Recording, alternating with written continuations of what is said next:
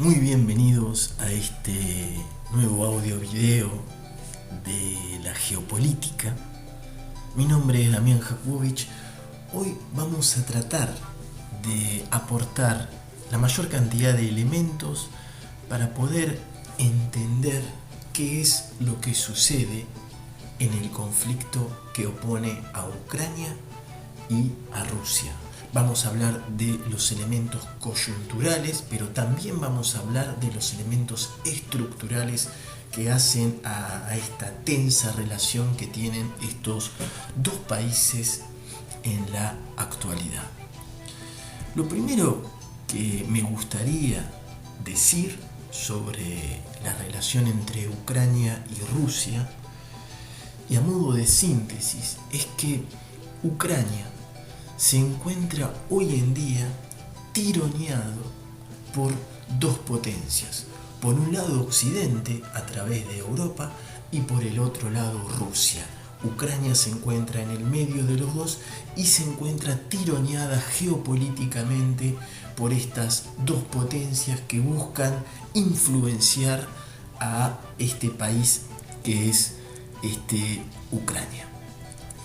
Si vamos a los aspectos coyunturales de esta tensa relación entre Ucrania y Rusia, en el 2016, en agosto del 2016, los servicios secretos rusos afirman, aseveran haber neutralizado una serie de atentados terroristas que tenían como objetivo elementos muy importantes, cruciales, que hacían en cuanto a la infraestructura de la península de Crimea. Crimea era un territorio que antes le pertenecía a Ucrania y a partir del 2014 Rusia lo anexó. Después, de todas maneras, vamos a hablar un poquito más sobre este tema. Entonces, Moscú declara que neutralizó un atentado y que fue además detenido un oficial de inteligencia militar ucraniano que estaba fuertemente implicado en el asunto. Entonces, después de esto, imagínense, las ya difíciles relaciones entre Ucrania y Rusia volvieron a tensionarse, y esto ha incluido militarización, movimientos militares en las fronteras y mucha preocupación por una posibilidad de conflicto bélico entre Rusia y Ucrania. Pero la mayor parte de los analistas, los geopolitólogos, ven muy difícil que haya serias posibilidades de enfrentamiento entre Ucrania y Rusia. ¿Por qué? Porque si no lo hubo en el 2014, que fue el momento más tenso de las relaciones entre Ucrania y Rusia, que es cuando Ucrania anexa una parte del territorio ucraniano para sí mismo, en ese momento no hubo un conflicto bélico, ni siquiera en el 2014 se rompieron las relaciones diplomáticas entre Ucrania y Rusia. Todo lleva a pensar de que en este caso difícilmente puede haber un conflicto. Además, también hay que tener en claro de que Rusia tiene la bomba nuclear y si entra en conflicto una potencia nuclear, es muy delicado. Por eso, justamente cuando Rusia anexa Crimea en el 2014, el entonces ministro de Relaciones Exteriores francés Laurent Fabius dijo una declaración muy cierta, que dijo: nadie puede atacar a Rusia, porque Rusia, dejando entender tácitamente de que Rusia es potencia nuclear, y si entra en conflicto una potencia nuclear, lo que está en peligro es el inicio de una gran guerra nuclear. Entonces, recordamos los hechos. En el 2014, Rusia, de la mano de Vladimir Putin, en un gesto geopolítico muy audaz y que pocos esperaban, decide anexar, según el punto de vista occidental, y recuperar, según el punto de vista ruso, el territorio de la península de Crimea. Este golpe geopolítico muy audaz del gobierno ruso encabezado por Vladimir Putin sufriría una respuesta económica muy importante de parte de la Unión Europea. Se procedería a hacerle una especie de bloqueo económico a Rusia por parte de Europa. Europa es el principal socio comercial que tiene Rusia. Si a eso le agregamos que a partir del 2014 el precio de los hidrocarburos descendieron a la mitad de precio y que Rusia es un gran exportador de hidrocarburos, esto sumado al bloqueo económico que le hace la Unión Europea a Rusia en respuesta a la anexión de la península de Crimea, esto haría que Rusia estos 2 años la pasen bastante mal económicamente. Pero entonces todo el mundo dice, uy, pero qué barbaridad que Rusia anexó la península de Crimea, que era de Ucrania, ¿cómo se le ocurre? Bueno, también uno no está diciendo ni que está mal ni que está bien, lo que uno sí trata de aportar son más elementos. Es importante señalar de que Rusia tiene un importante legado histórico que lo une con la península de Crimea. El Imperio ruso conquistó la península de Crimea por primera vez en 1774 en la guerra turco-rusa y la incorporó al Kanato de Crimea y después pasó a ser incorporada oficialmente al Imperio ruso en 1783. Quiere decir que Rusia, ese territorio, en algún momento le había pertenecido. Después podremos discutir si los territorios pertenecen a países o no, pero bueno, en la lógica rusa, el territorio de la península de Crimea le pertenecía desde 1783. Después, en la era soviética, por una cuestión administrativa, la administración de la península de Crimea pasó del RSFS de Rusia a la RSS de Ucrania. O sea, pasó de la administración rusa a la administración ucraniana dentro de la Unión Soviética. Lo que sí que nadie se iba a imaginar que se iba a disolver el bloque la Unión Soviética. Cuando se disuelve el bloque de la Unión Soviética, la península de Crimea quedó ahí perteneciendo a Ucrania hasta el 2014. Para entender cuáles son los orígenes de esa tensa relación entre Ucrania y Rusia, hay que hablar de por qué Ucrania pasó a estar bajo control ruso primero. Y para esto nos tenemos que remontar a 1945. En 1945 es una fecha muy importante para la historia moderna porque se produce, es el fin de la Segunda Guerra Mundial. Los alemanes pierden la guerra y se produce la conferencia de Yalta, que es la conferencia de los ganadores. Es cuando se reúnen los 3 grandes ganadores de la guerra, a saber Rusia, representado por Stalin, Inglaterra, representado por Churchill, Estados Unidos, representado por Roosevelt, se reúnen en Yalta en una conferencia y básicamente lo que hacen es repartirse el mundo, ¿sí? Cada uno se va a agarrar una zona de influencia, van a agarrar un mapita y decir, bueno, Alemania lo cortamos en 2, esto es para ustedes, esto es para nosotros. Rusia se agarra toda la parte de la Alemania Oriental, para su lado se agarra toda esa parte. Inglaterra se agarra toda Europa y Estados Unidos se agarra toda América Latina. ¿Y las reglas cuáles son? Las reglas son bien claras, cada uno hace lo que se le canta en su territorio, nadie se mete en el territorio del otro. Por eso Rusia y la Unión Soviética a través de Stalin actuó con muchas cosas a favor, pero muchas cosas terribles pasaron en los países que se unieron a la Unión Soviética en la era del stalinismo. Por eso se supo muy poco, porque formaba parte de la conferencia de Yalta, un acuerdo tácito entre los 3 grandes ganadores de la Segunda Guerra Mundial para que nadie se metiera en el terreno del otro. Por eso Inglaterra reconstruyó Europa y lo adecuó a su necesidad financiera, y por eso Estados Unidos pudo hacer lo que quiso en nuestro querido continente latinoamericano en los años 60, 70 y 80.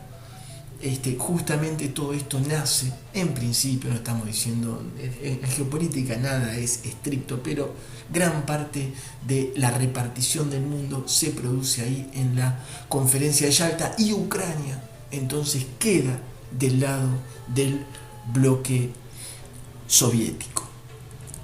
En 1989 cae el imperio soviético, la perestroika, el glasnost, y el bloque occidental, Europa y Estados Unidos, dicen, ni lentos ni perezosos, dicen, bueno, esta es la nuestra, esto es una ocasión histórica, vamos a empezar a traernos la mayor cantidad de países que estaban del lado de la Unión Soviética, los vamos a poder traer para el lado de Occidente para poder abarcar mayor territorio, y así es como Occidente se trae para su lado Polonia, Hungría, Bulgaria, Croacia, que era la ex Yugoslavia, ¿no? Fíjense como siempre los países más pequeños quedan tironeados y no tienen mucho derecho de poder quejar, decir, ¿por qué no me consultan? No.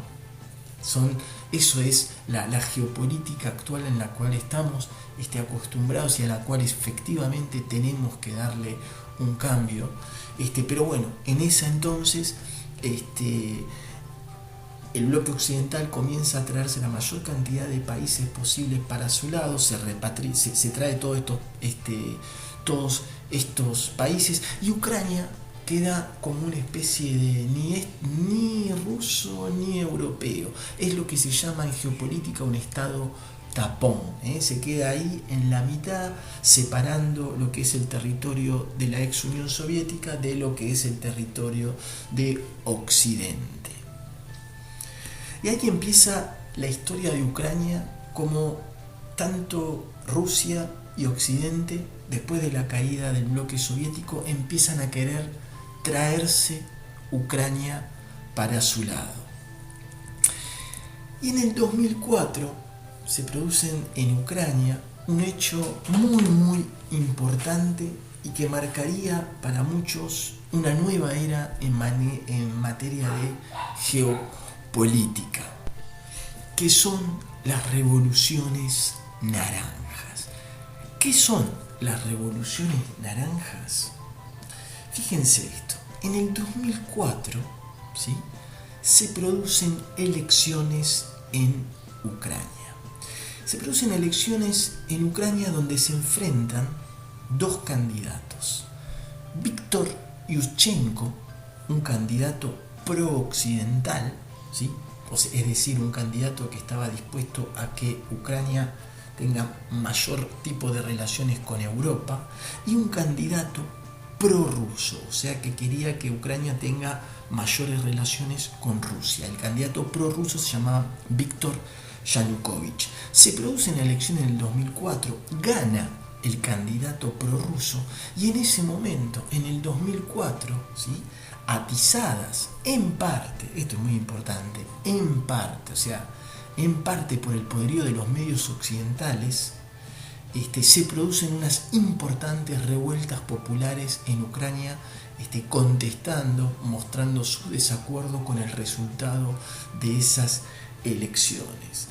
Se producen unas revueltas populares, Europa, Occidente aprovecha también esas revueltas populares para soplar en las brasas, y esto va a ser muy importante porque estas revueltas populares atizadas por los medios de comunicación occidental producen la necesidad de volver a hacer estas elecciones en donde había ganado el candidato prorruso, y esta vez las elecciones dan como ganador al candidato pro-occidental. ¿Por qué es un hecho muy importante? Porque es la primera vez que se produce lo que se llamaría después un golpe de Estado comunicacional. Quiere decir un golpe de Estado, una revuelta influenciada mayormente por los medios de comunicación. Y es uno de los primeros antecedentes que hay en la historia de este nuevo milenio y nuestra joven historia, en donde los medios de comunicación producen este tipo de revueltas populares. Después, nosotros, los latinoamericanos en nuestro continente, también las conoceríamos con el golpe de Estado a Celaya, en Honduras, el golpe de Estado a Lugo, en Paraguay, el golpe de Estado influenciado mediáticamente en el Brasil de la presidenta Dilma Rousseff, pero el primer antecedente se produce en el 2004 en las llamadas revoluciones naranjas, muy importante. Entonces, finalmente toma el poder el candidato Yushchenko pro-occidental. En el 2010 se vuelve a elegir un presidente y esta vez se vuelve a presentar el mismo candidato prorruso que había perdido las elecciones en el 2004, Víktor Yanukovych, y gana las elecciones. Ucrania muy debilitada económicamente por la crisis europea, Ucrania por el tema de la corrupción, una Ucrania muy lastimada económicamente. También hay que reconocer la influencia rusa para que gane su candidato prorruso Yanukovych las elecciones. La cuestión es que en el 2010 vuelve a ganar Yanukovych, el candidato prorruso, y ahí Yanukovych toma la decisión de mostrar claramente que su proyecto de gobierno es fortificar, consolidar las relaciones con Rusia y casi vetar, dejar para siempre enterrada cualquier posibilidad de asociación entre Ucrania y la Unión Europea.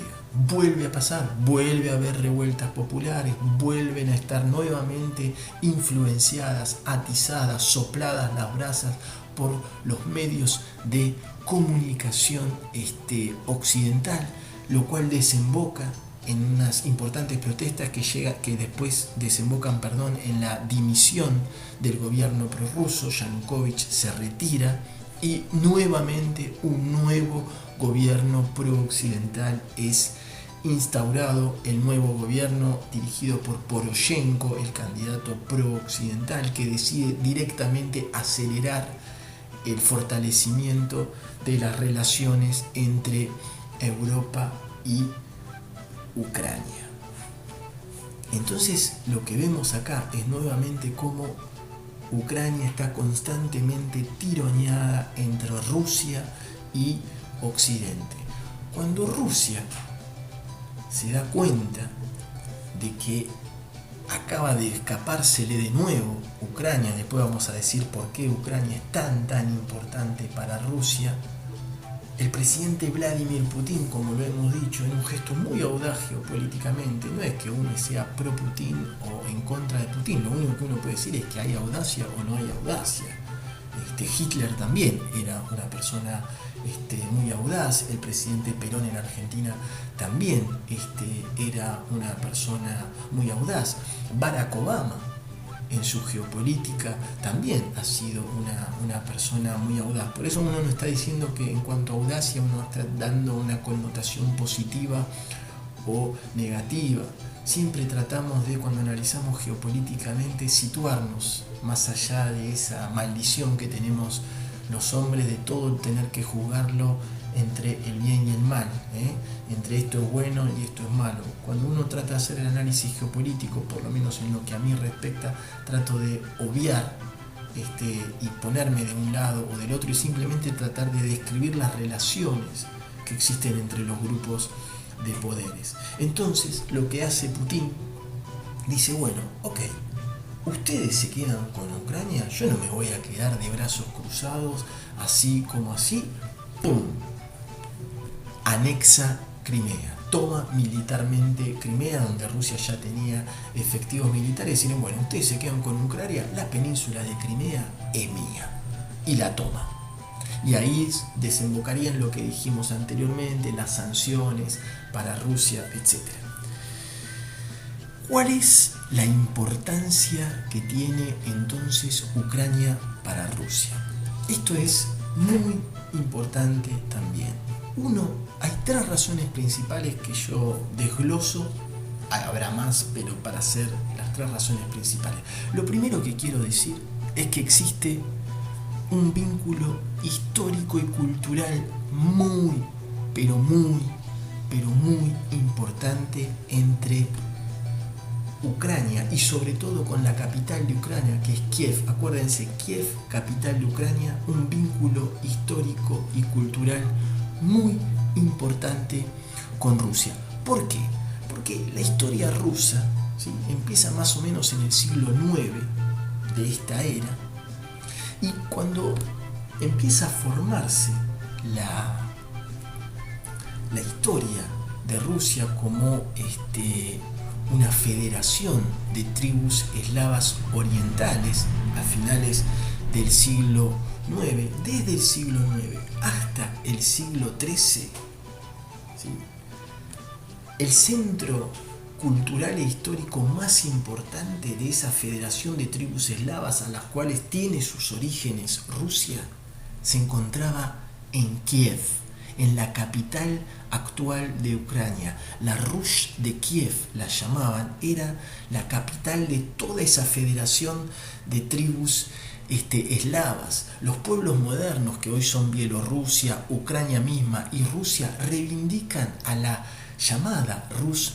de Kiev como el origen de su legado cultural. Por eso para los rusos Kiev es tan importante, su legado cultural, su tradición, su formación. Cuando dicen dónde empieza a formarse nuestra historia, nuestro país como una federación de tribus eslavas, como lo que somos Rusia, ahora nos tenemos que remontar a la Rusia de Kiev.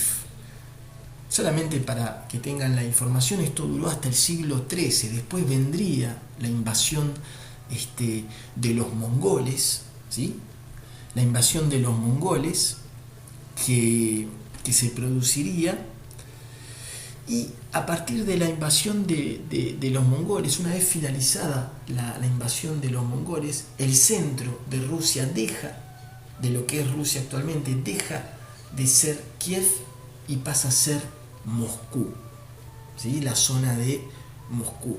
Pero históricamente la primera referencia histórico-cultural que tiene Rusia es justamente Kiev, lo que es hoy la capital de Ucrania. Por eso el vínculo histórico y cultural que tiene Rusia con Kiev, con Ucrania, es tan importante. Después, por supuesto, que otra cosa muy importante, otro vínculo muy importante, otra razón por la cual Ucrania es tan importante para Rusia, es la geopolítica de los hidrocarburos. Por supuesto que Rusia, todo el mundo lo sabe, una de sus mayores fuentes de ingreso es la exportación de gas, y uno de los mayores clientes que tiene Rusia, sino el mayor, es Europa. Y 18 estados de la Unión Europea reciben gas por parte de Rusia a través de Ucrania. Y de ese total de 18 países que reciben gas desde Rusia a través de Ucrania, 6 dependen al 100% de Ucrania para poder recibir gas a través de Rusia, que son Letonia, Lituania, Estonia, Finlandia, Eslovaquia y Bulgaria. Entonces Ucrania es una pieza clave en la distribución del gas ruso hacia Europa, ¿sí? Por supuesto que Europa no es tonta, sabe que tiene malas relaciones con Rusia, sabe que depende muchísimo del gas ruso, por eso quiere utilizar todo el gasoducto que está en Ucrania, y una de las grandes pretensiones geoestratégicas de Europa a nivel de hidrocarburos es poder abastecer a Ucrania desde otra vía. Ahora se había pensado en algún momento Irán puede ser una alternativa, por eso de ahí también que puede cambiar un poquito la geopolítica de los hidrocarburos, el regreso de Irán a la geopolítica oficial. Pero la verdad es que Rusia sabe que Ucrania es una pieza clave, porque a través de Ucrania puede distribuir todo el gas hacia Europa. Es como que, imagínense, Ucrania lo que tiene es la red de distribución y Rusia tiene el gas. Pero si de repente a ese conducto que es Ucrania y que redistribuye el gas a toda Europa, lo enchufan desde otro país, desde Irán, desde Turquía, desde cualquier lado, ¿sí? Y saltean a Rusia, Rusia se queda sin, primero, un arma financiera muy importante porque su gran cliente es Europa, pero también si Europa puede utilizar Ucrania y hacer que Ucrania sea abastecido para después poder ser redistribuido a toda Europa desde otro lado, Rusia pierde un arma diplomática muy importante, porque apenas empiezan las disputas entre Rusia y Europa, el primer miedo que tienen los europeos es que Rusia corte la llave de gas durante el invierno europeo, lo cual ya fue hecho. Entonces es un arma muy importante que Rusia no quiere perder. Y Ucrania, ¿sí?, tiene esa importancia enorme en materia geoestratégica de los hidrocarburos. Finalmente, también es muy importante Ucrania para Rusia a nivel de geoestrategia militar, porque con 2.400 kilómetros, teniendo en cuenta mar y tierra, Ucrania es la frontera más importante que Rusia comparte con cualquiera de sus vecinos en el oeste, ¿sí? La frontera más importante del oeste, o sea, hacia el lado de Occidente, que tiene Rusia, es con Ucrania. Son 2.400 kilómetros teniendo en cuenta tierra y mar. O sea, que si eso pasa a manos de Europa, quiere decir que Europa tiene 2.400 kilómetros de fronteras directo con Rusia. Y si hacia Europa, si finalmente Ucrania forma parte de la OTAN, que es el brazo armado de Occidente, Europa más Estados Unidos, si Ucrania definitivamente pasa a formar parte de la OTAN, si a la OTAN se le encanta poner un escudo antimisil o unos misiles o unas cabezas atómicas, lo que quiere en Ucrania, va a estar directamente, ¿sí?, a menos de 500 kilómetros de Moscú. Imagínense la importancia militar que tiene Ucrania para Rusia. Finalmente, otra cosa muy importante para poder entender el conflicto ruso-ucraniano, decíamos entonces que otra cuestión muy importante para entender la actualidad en las relaciones históricas entre Rusia y Ucrania es el tema de Chernobyl. ¿Se acuerdan Chernobyl, la tragedia nuclear de Chernobyl en 1986? Bueno, por ahí algún despistado no sabe que esa tragedia sucedió en Ucrania cuando Ucrania pertenecía al bloque soviético. Y es un hecho que ha marcado de manera muy llamativa, de manera muy importante, de manera muy fuerte las relaciones ucrano-rusas. Todavía en la actualidad hay una herida abierta por parte del pueblo ucraniano hacia la Unión Soviética, hacia Rusia, porque considera que cuando se produjo una de las primeras grandes tragedias nucleares, como que un poco el discurso del ucraniano es Rusia nos abandonó, la Unión Soviética nos abandonó, no nos dijeron la gravedad del asunto, no, nos lo escondieron, no nos apoyaron logísticamente, hubo como un abandono, una gran queja como Rusia o como la Unión Soviética manejó esta tragedia nuclear que ocurrió en Ucrania, como que los dejaron tirados. Entonces hoy en día el ucraniano no se olvida de esa herida, de ese abandono, de lo que él llama, de lo que Ucrania llama ese abandono por parte de Rusia, el haberle escondido la información con la gravedad, diciendo que no pasaba nada, que estaba todo controlado, y mientras la gente continuaba a irradiarse con todo el tema del nuclear. También uno tiene que ser realista y saber que en el 86 ya empezaba a mostrar signos de agotamientos muy importantes de la Unión Soviética. 3 años después se produciría 3 años no es nada, se produciría la caída del muro de Berlín, ya Rusia, la Unión Soviética no podía manejar administrativamente, políticamente, las distintas partes de la federación. Para muchos la tragedia nuclear también es una consecuencia de este desgaste del aparato soviético.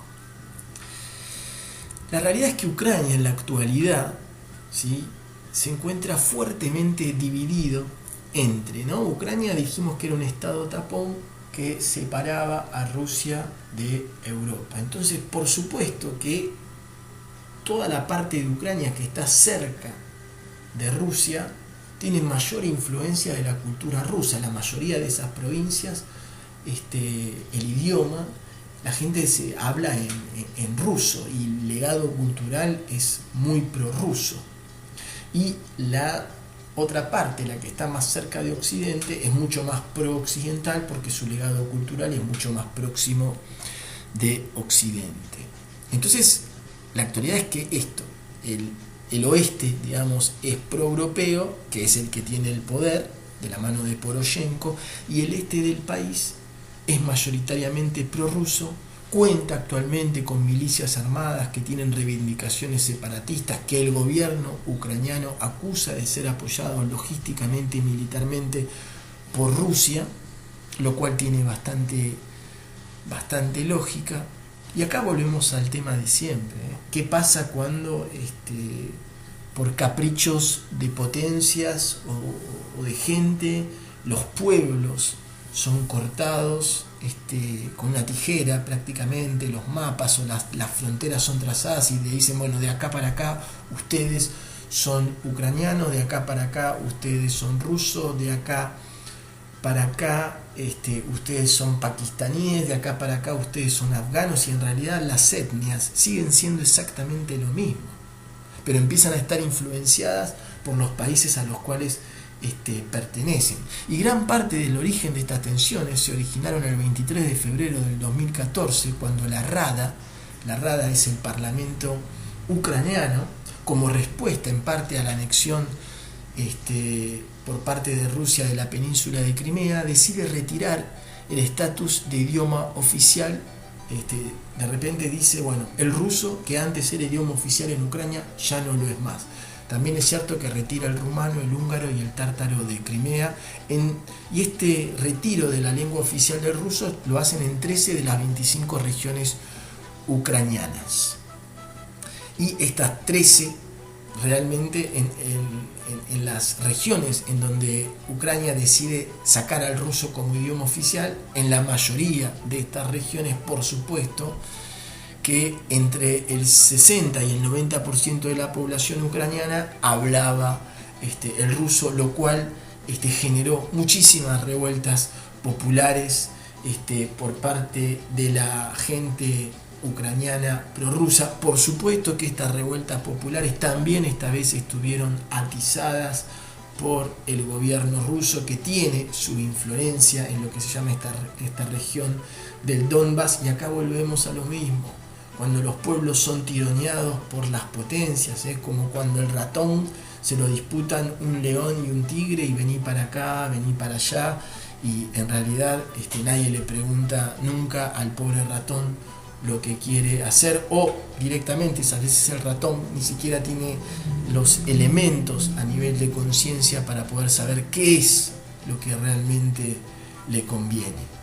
Muy bien, ha sido un audio video dedicado y para que tratemos de entender qué hay detrás de estos conflictos que vemos que aparecen en los diarios, por qué de repente se arma lío entre Rusia y Ucrania, y como siempre tratar de entender de que un conflicto no es un conflicto que se puede explicar en 1, 2, 3 años, sino es algo que se viene arrastrando, y que para eso es muy importante conocer la geografía, la historia, la filosofía, la cultura, la religión, la antropología, y que finalmente la geopolítica, como siempre decimos, es un cruce de caminos de todas estas disciplinas para tratar de entender a veces lo que no se puede entender. Y como siempre decimos, además de la geopolítica, además de la evolución científica, lo que llama progreso, también lo que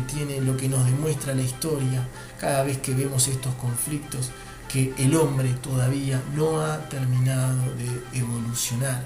La tecnología ha seguido un paso mucho más veloz que el de la conciencia del hombre, y hasta que esa conciencia no esté despierta, hasta que esa conciencia no se eleve por encima de las fronteras, por encima de los pueblos, por encima de las guerras, el mundo seguirá siendo el gran lío que es en la actualidad.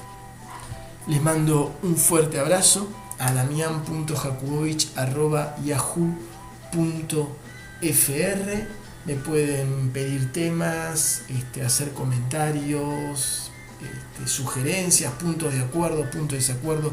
Todo es bienvenido para el debate. Un fuerte abrazo y les digo hasta la próxima.